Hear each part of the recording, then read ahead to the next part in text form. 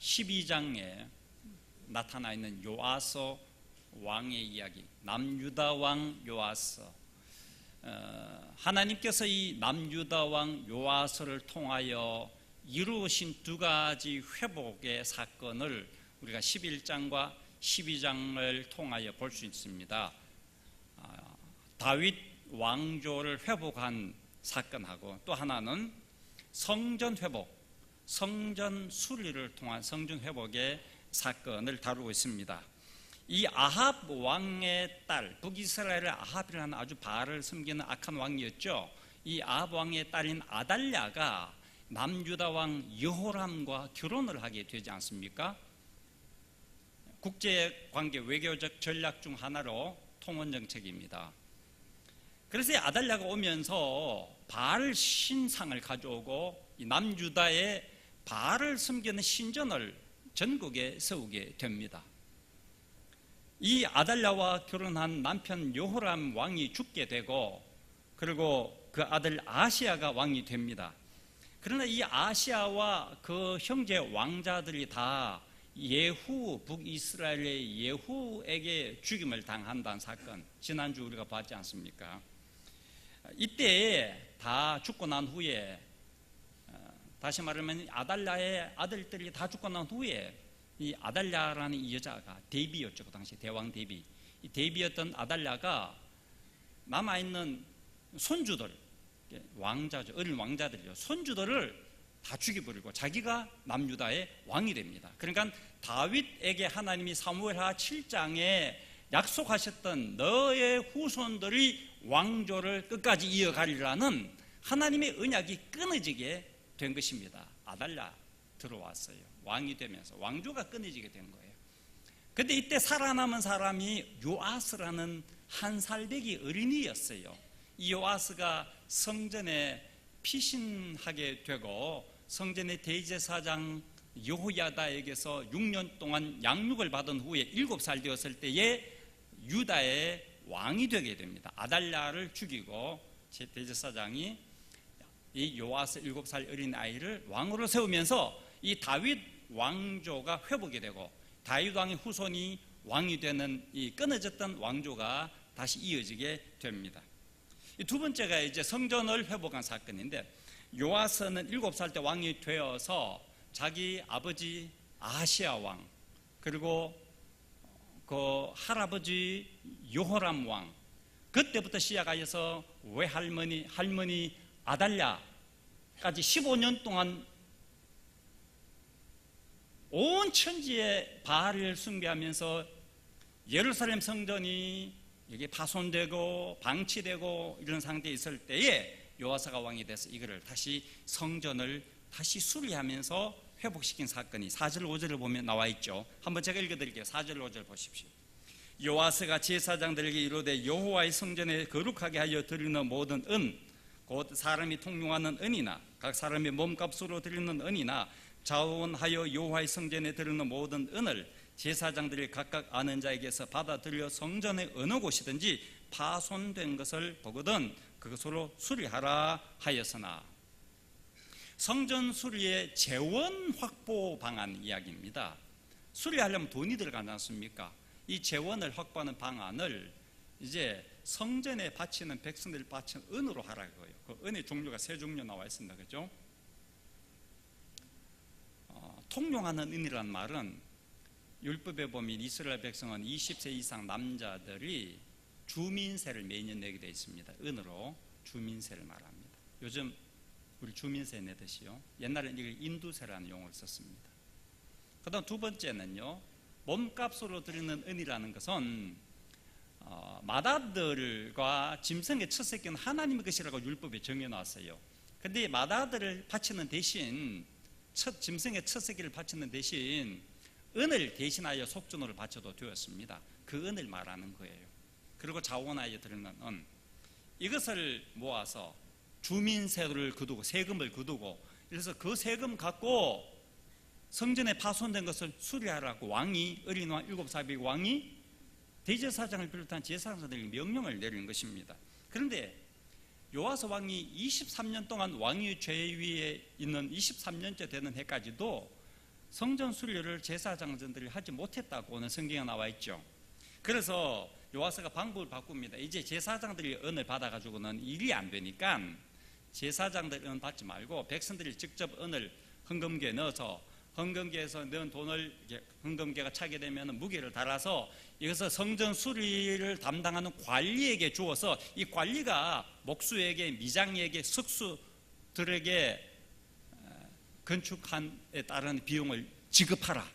이렇게 해서 성전 건축, 선전에 파괴되고 파손된 부분들이 이제 수리하고 보수하는 작업을 했다는 이야기가 오늘 말씀입니다. 그런데 이게 오늘 여러분과 저에게 이게 무슨 의미일까요? 이 사건은 지금부터 약 2700년 전에 이 사건이에요. 근데 오늘 또 그럼 이 성경을 그대로 문자적으로 읽어서 오늘 또 청산교회 건물에 대해 깨어진 데에 대해 파손한 거 수리하라는 말인가? 그게 아닙니다. 문자적으로 받아들이면 안 되죠. 오늘날의 성전은 그런 게 아니에요. 구약시대 때 성전은 예루살렘 성전 하나밖에 없었어요. 하나님의 언약궤가 있는 곳이 성전이었어요. 그 언약궤가 있는 곳은 단 하나밖에 없잖아요. 언약궤는. 그래서 단 한 곳 예루살렘 성전밖에 성전이 없어요. 성전 하나밖에 없습니다. 그래서 구약시대 때는 성전이라는 것은 건물이에요. 건물, 하드웨어. 이 건물, 이게 나무로 된, 벽돌로 된, 콘크리트로 된 이 건물을 구약시대 때는 성전이라고 불렀어요. 그런데 신약시대 와서 예수님께서 오셔서 이 성전의 개념을 이 해석을 바꿨어요. 예수님 뭐라고 하시냐면 이 성전은 헐라 사흘 만에 내가 다시 일으키리라. 대제사장과 제사장도 서기관들과 바리새인들 깜짝 놀랐습니다. 지금 우리가 공들여서 지어온 금으로 만든 이 예루살렘 성전 헐란이 이런 신성보도하는 자가 있느냐, 처형하라고 예루살렘을 죽이려 했다고요. 예수님의 말씀의 뜻을 이해하지 못해서 그런 거죠. 예수님의 이 성전 헐랄 때 이 성전은 예수님 당신의 몸을 가리킨 것입니다. 그러면 내가 사흘 만에 일으키리라. 예수님 죽으셨다가 사흘 만에 부활한다는 의미예요. 근데 이걸 이해를 못했죠. 예수님의 몸이 성전이었다는 거죠. 새로운 해석입니다. 예수님의 해석. 그러고 나서 바울 사도가 또 새롭게 재해석을 합니다. 그게 고린도전서 3장 16절에 있어요. 너희가 하나님의 성전인 것과, 여기 너희는 고린도 교회 예수 믿는 교인들 말이에요. 예수 믿는 성도들 말이에요. 예수 믿는 교인들, 청산교회 여러분들이 성전이다. 내가 청산교회다. 건물이 아니고 내가 성전이다. 내가 이렇게 말씀하고, 이게 예수님의 해석을 바울 사도가 다시 해석한 거예요. 하나님께서 내 안에 계십니다. 그래서 성전인 거죠. 요아스의 성전 수리를 오늘 우리가 어떻게 받아들여야 됩니까? 내 몸을 살펴봐라 이 말이지요. 요아스 왕이 제사장들에게 성전을 곳곳을 유심히 살펴서 금이 간 곳이나 파손한 데가 있거든 수리하라. 이 말은 뭐예요?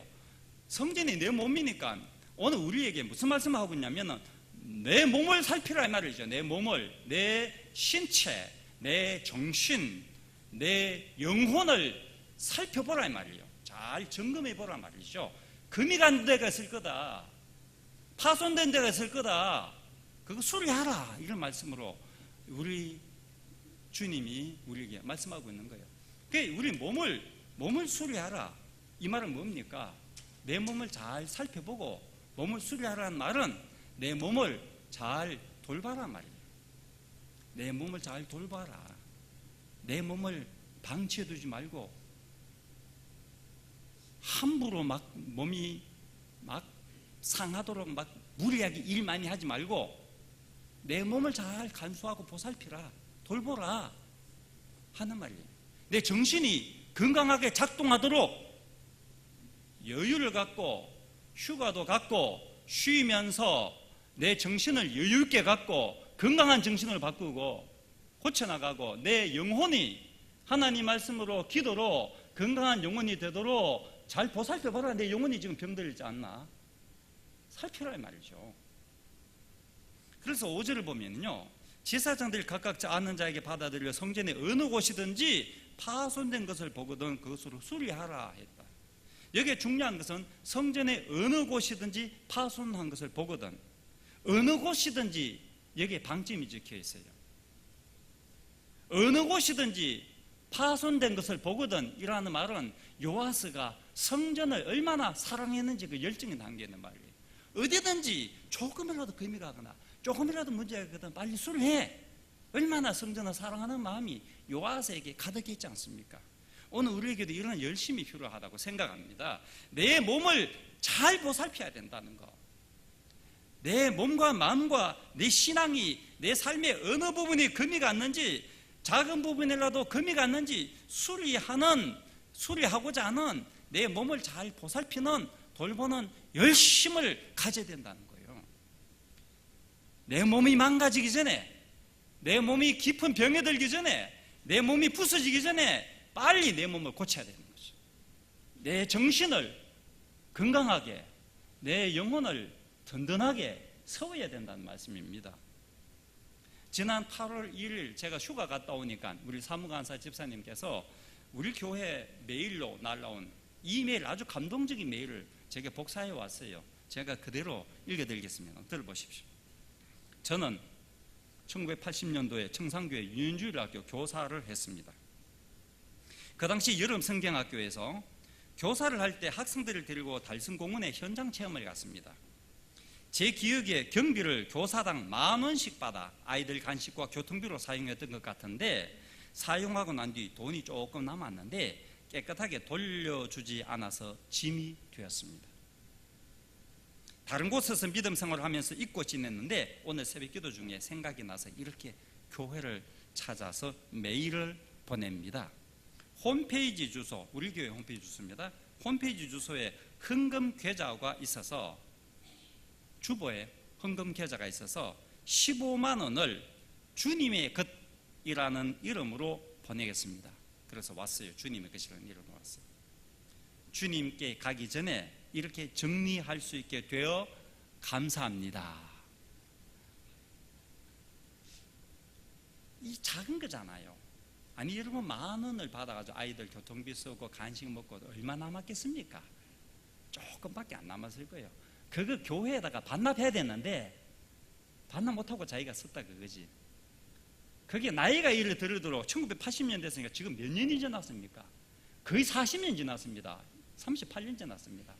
38년 이 사람이 20살 때여도 지금 60, 제 나이보다 더 들은 거죠. 제 나이보다 60이 넘은 거죠. 60이 넘은 이 사람이 38년이 지나고 나서 그때까지도 짐이 된 거예요. 이 사소한 것이. 제가 감동인 것은 뭐냐면, 적당히 얼버무리고 지나갈 수 있고, 적당히 잊어버리고 지나갈 수 있고, 적당히 모른 채 할 수 있는 것인데도 불구하고 그걸 고쳤다는 거예요. 갚았다는 거예요. 바로잡았다는 거예요. 얼마나 아름다운 것이지 않습니까?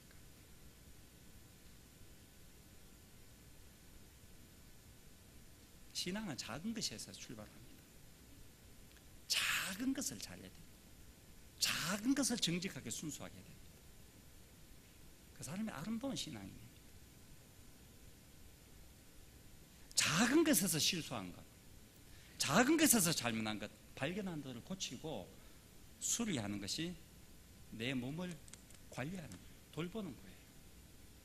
고린도전서 6장 19절 20절 말씀을 읽어보시겠습니다. 너희 몸은 너희가 하나님께로부터 받은 바 너희 가운데 계신 성령의 전인 줄을 알지 못하느냐. 너희는 너희 자신의 것이 아니라 값으로 산 것이 되었으니 그런즉 너희 몸으로 하나님께 영광을 돌리라. 우리 몸이 누구 것이랍니까? 내 것이 아니래요.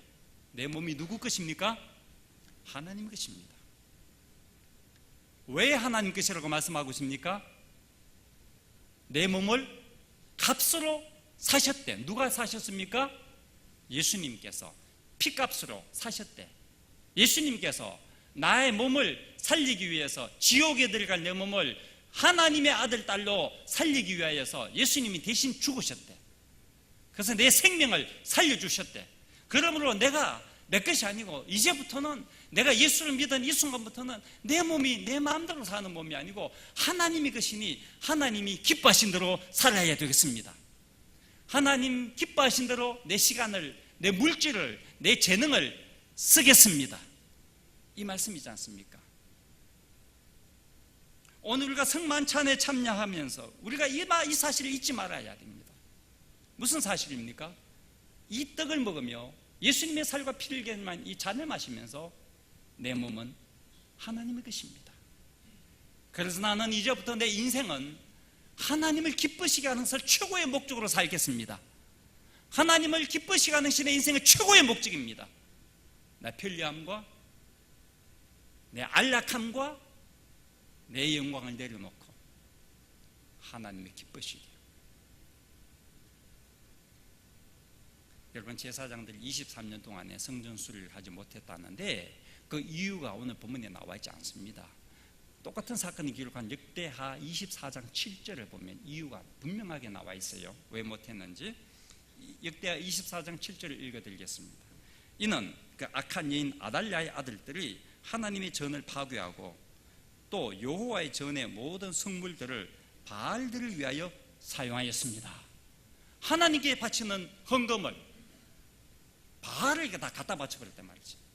성전에 바치는 주민세, 자원에 들어오는 헌금, 그리고 사람을 짐승을 대신하여 바치는 은, 이걸 다 모아가지고는 하나님께 바쳐야 되는데, 그거 성경의 율법에 보면 이 성전에 바치는 물건을 갖고 성물을 갖고 제사장 레위인들의 생활비로 사용하게 했고, 그리고 또 이 예루살렘 성전을 관리하고 유지하는 비용으로 쓰게 되어 있단 말입니다. 그런데 이걸 몽땅 모아서 바알의 신전에 갖다 바쳐버렸잖아요. 바알의 제사장들이 먹고 살게 했으니 생각해 보세요. 성전을 수리할 돈이 없잖아. 그러니까 성전이 금이 가고 무너지고 파손돼도 손댈 수가 없어요. 뿐만 아니라 제사장과 레위인들이 생계가 막막하지 않습니까? 그래서 이 요아스 왕이 알았어요. 왜 못한지. 원인 분석이 돼서. 그래서 이들이, 제사장들이 은을 갖고 먹고 살 수 있도록 기본적인 제도적인 장치를 주고 제도, 율법 제도를 다시 정비해 줍니다. 그게 오늘 본 마지막 16절에 나와 있어요. 속건제의 은과 속죄제의 은은 여호와의 성전에 들지 아니하고 제사장에게 돌렸더라. 제사장들의 생활을 안정시켜 줬다는 말입니다. 제도 정비를 통하여 성전 수리를 하게 되었단 말입니다. 저는 이 말씀을 읽으면서 이런 깨달음이 왔어요. 내 몸이 성전인데 내 몸도 잘 돌보기 위해서는 제도 정비하듯이 내 몸에도 정비가 필요하구나. 자동차도 1년에 한 번씩 정기 점검하고 휴가라든지 먼 장거리 운행을 하기 전에 반드시 저는 자동차를 먼저 점검합니다. 엔진 오일이나 브레이크 오일이 제대로 있는지, 휠 밸런스가 맞는지, 브레이크 라이닝이 따라버리지 않았는지, 사고를 미연에 방지하기 위해서 점검을 먼저 하는 거예요. 우리 몸도 2년에 한 번씩 의료보험 혜택을 받아서 정기검진하지 않습니까? 그래서 거기에서 결과에 따라 병든 부분이 있으면 찾아내서 치료합니다. 병에 걸리지 않았더라도 이게 질병으로 발전할 가능성이 있다면 고혈압 전 단계거나 당뇨 전 단계 위험 수위까지 이르렀다 하면은 음식 조절도 하고 운동도 하고 해서 수치를 낮춥니다. 점검하고 나서, 검진하고 나서 내 몸을 건강한 몸으로 보수해 갑니다. 돌보면서 관리해 갑니다.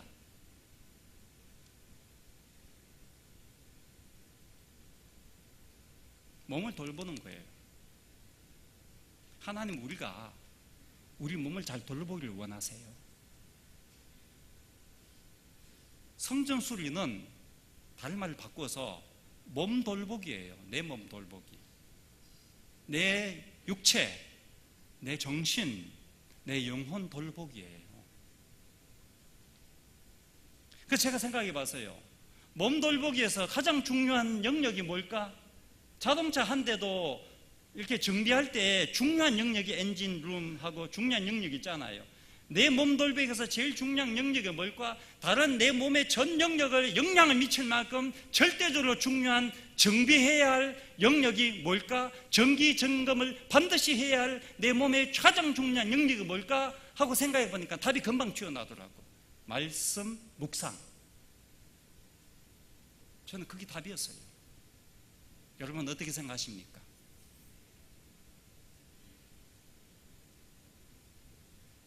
그리스도인이 누구입니까? 그리스도인의 정의를 수십 가지 내릴 수 있어요. 그 중에 하나, 제가 그리스도인은 누구냐고 정의를 내린다면, 그리스도인은 말씀이 이끌어가는 인생. 누구라고요? 그리스도인은 말씀이 이끌어가는 인생. 말씀은 무엇입니까? 말씀은 곧 하나님. 그리스도인은 누구입니까? 말씀이신 하나님이 이끌어가는 인생. 동의하십니까?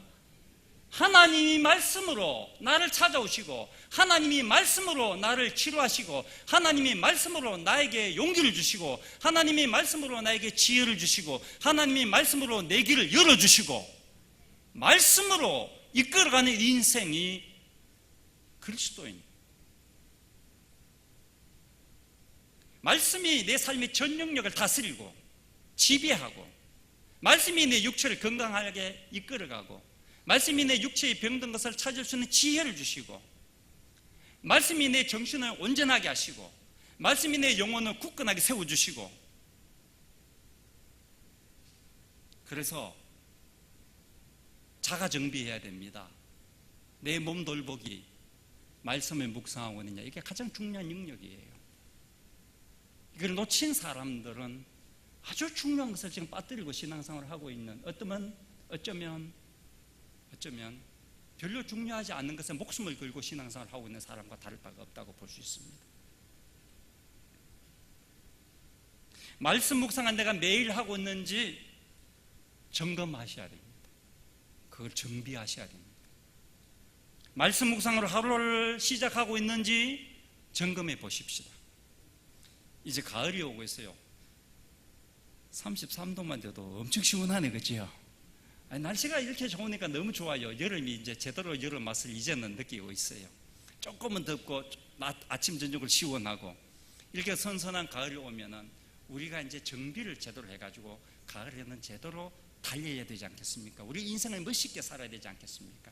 아름다운 인생으로 우리 인생을 만들어가야 되지 않겠습니까?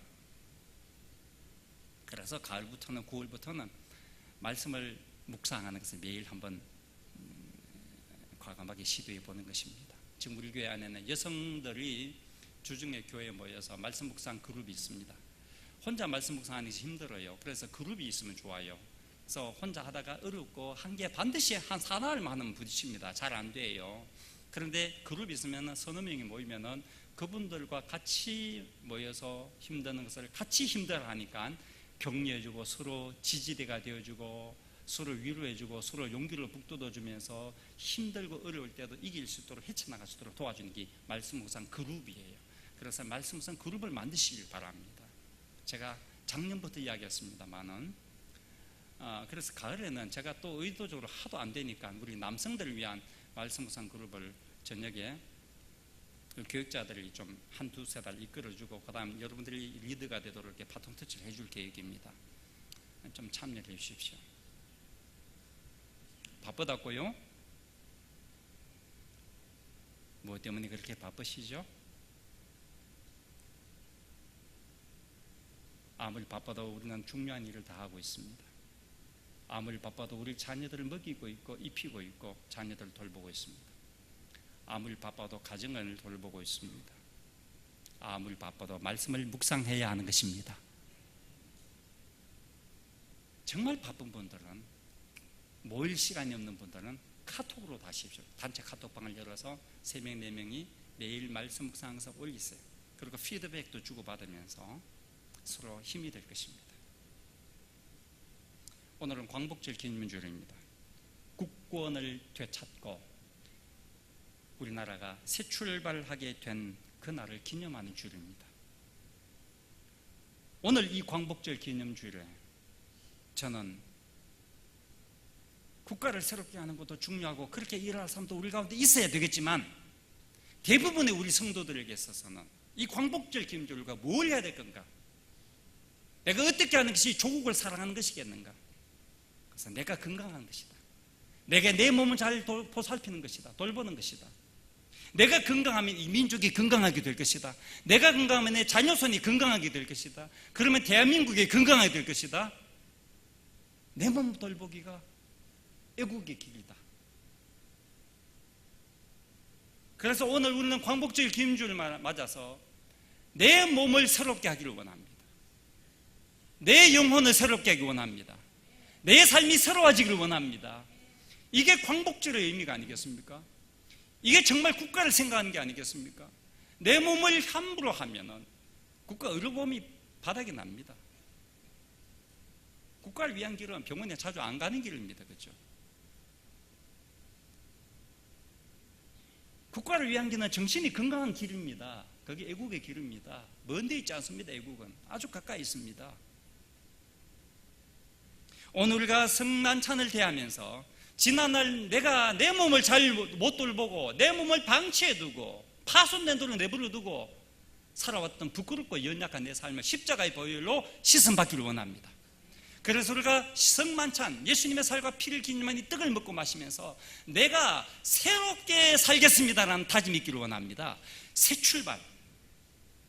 성만찬의 의미는 이것입니다. 새 출발. 새롭게 사는 것입니다. 금이 가고 파손된 삶의 영역을 수리하고 새 출발하는 오늘 되기를 주의 이름으로 축복합니다. 우리 성만찬 이제 시작하겠습니다. 찬송가 200 보혈을 지나 하나님 품으로 찬양하면서 우리 성만찬 시작하겠습니다.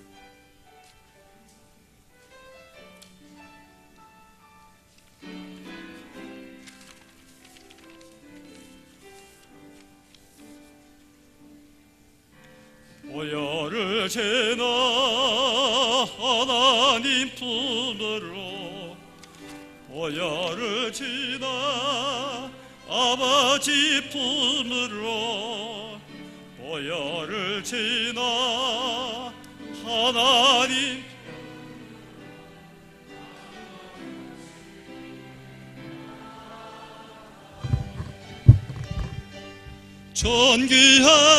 존귀한 주 보혈이 내 영을 새롭게 하시네. 존귀한 주 보혈이 내 영을 새롭게 존귀한 주 보혈이 존귀한 주 보혈이 내 영을 새롭게 하시네. 존귀한 주 보혈이 내 영을 새롭게 하네. 하나님 아버지, 감사를 드립니다. 주님의 외아들 예수 그리스도의 살과 피로 마련한 이 거룩한 식탁에 초대받았으니 이 떡을 먹고 마실 때에 우리의 몸이 새로워지는 은혜를 받게 하옵소서. 새 사람 되게 하옵소서. 새 출발하게 하옵소서. 예수님의 이름으로 기도합니다. 아멘. 주님께서 잡히시던 날 밤에 사랑하는 제자들과 함께 식탁을 마련하시고 떡을 들어 하나님께 감사의 기도를 드리신 후에 떼어서 사랑하는 제자들에게 주시며 말씀하셨습니다. 너희가 이것을 다 받아 먹으라. 이것은 너희를 위한 내 몸이라.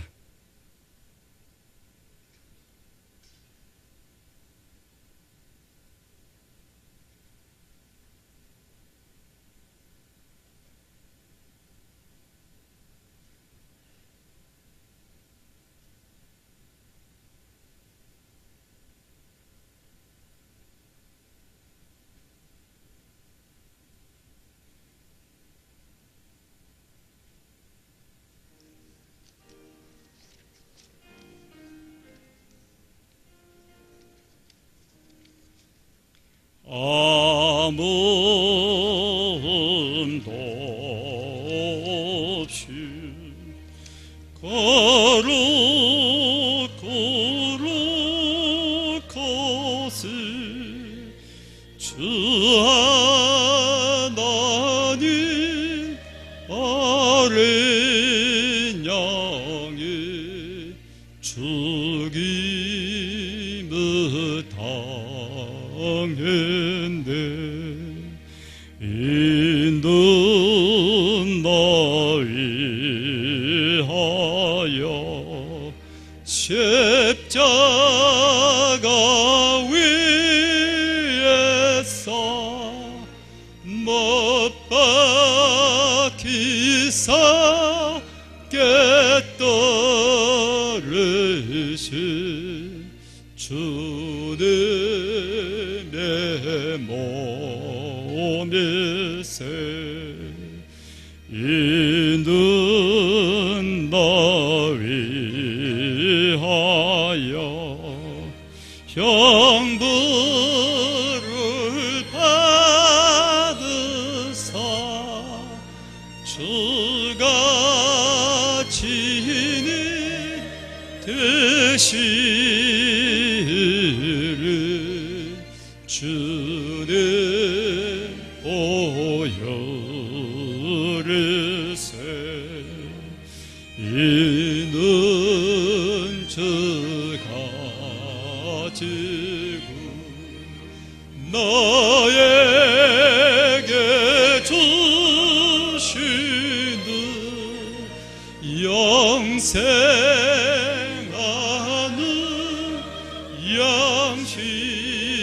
양식이요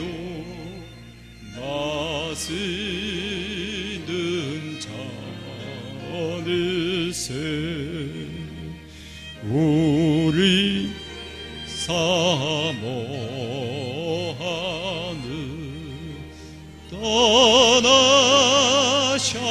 떠나셨던 주님 서기 세상 다시 올 때 반가이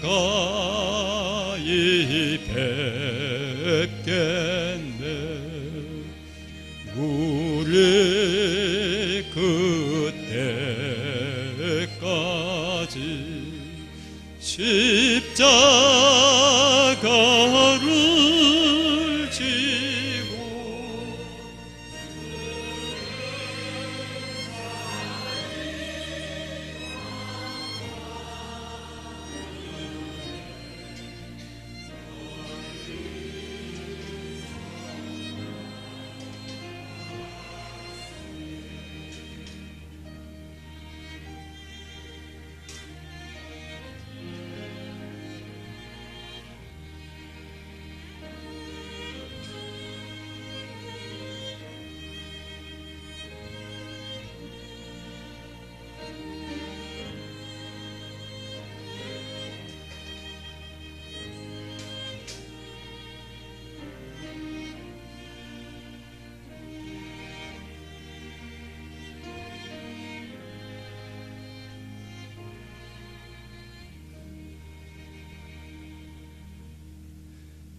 이것은 우리 주님께서 우리의 죄와 허물을 위하여서 십자가에서 찢어주신 주님의 거룩한 몸입니다.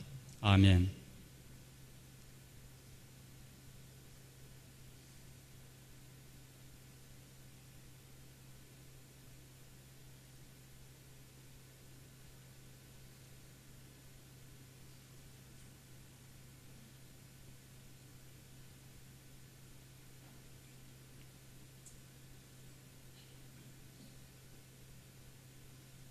식후에 주님께서 이렇게 잔을 들고 하나님 앞에 감사의 기도를 들으시고 사랑하는 제자들에게 나누어 주시면서 말씀하셨습니다. 너희가 다 이것을 받아 마시라. 이것은 너희 죄를 위하여 흘리는 바 내 피 곧 언약의 피니라.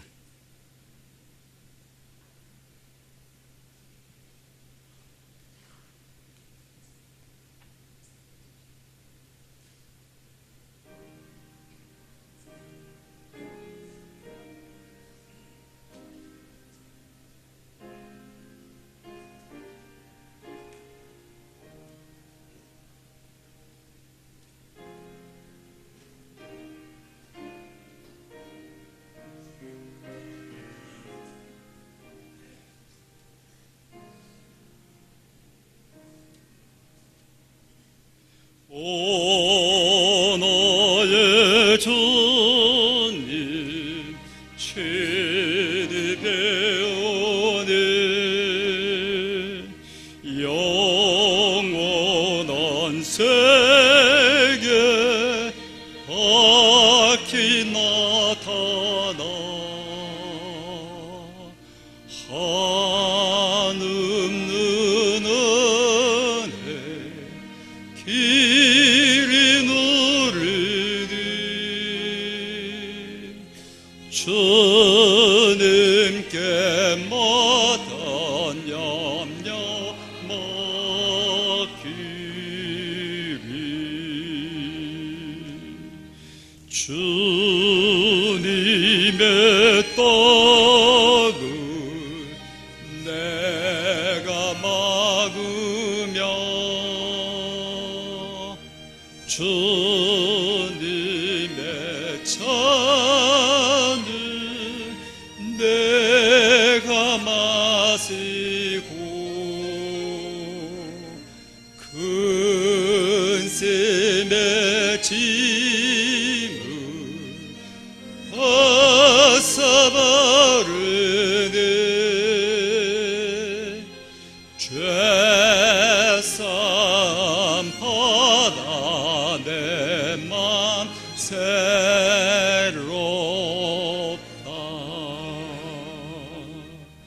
주 예수 밖에 도움 없어서 주님의 팔에 거지합니다 주 권능으로 이미 솟아서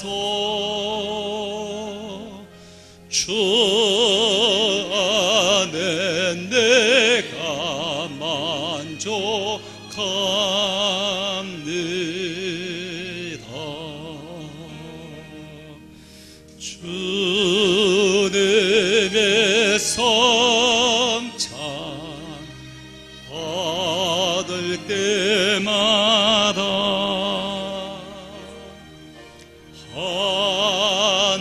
하늘의 기쁨 미리 맛보고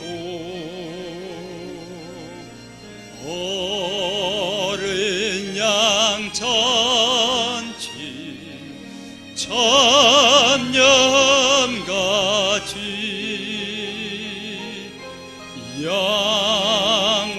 영원한 법을 내가 누리리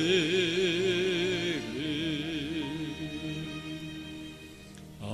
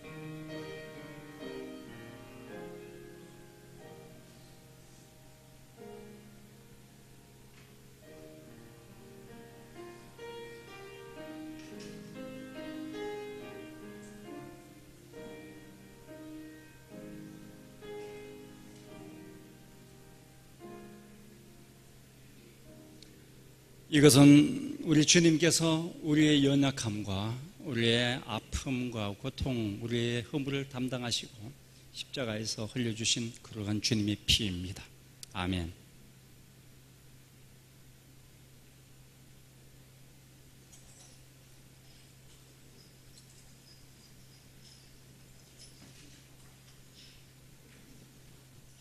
기도하겠습니다. 한없는 은혜를 내려주신 하나님 감사합니다. 답답하고 외로웠고 힘들었던 세월이었지만 하나님께서 십자가에 흘리신 주님의 보혈로, 십자가에서 찢기신 주님의 살로 우리의 모든 약함을 덮어주시고 우리의 허물을 용서해 주시고 우리로 날마다 새롭게 살아갈 수 있는 새로운 은혜를 부어주셨으니 감사를 드립니다. 이제 이 주님의 살과 피를 기념하는 떡과 잔을 마신 우리 모두는 오늘부터 새 출발하게 하여 주시옵소서. 예수 그리스도의 뒤를 따라 주님이 걸어가신 그 십자가의 길, 영광의 길, 승리의 길을 모두 끝까지 걸어가게 하옵소서. 예수님의 이름으로 기도합니다. 아멘.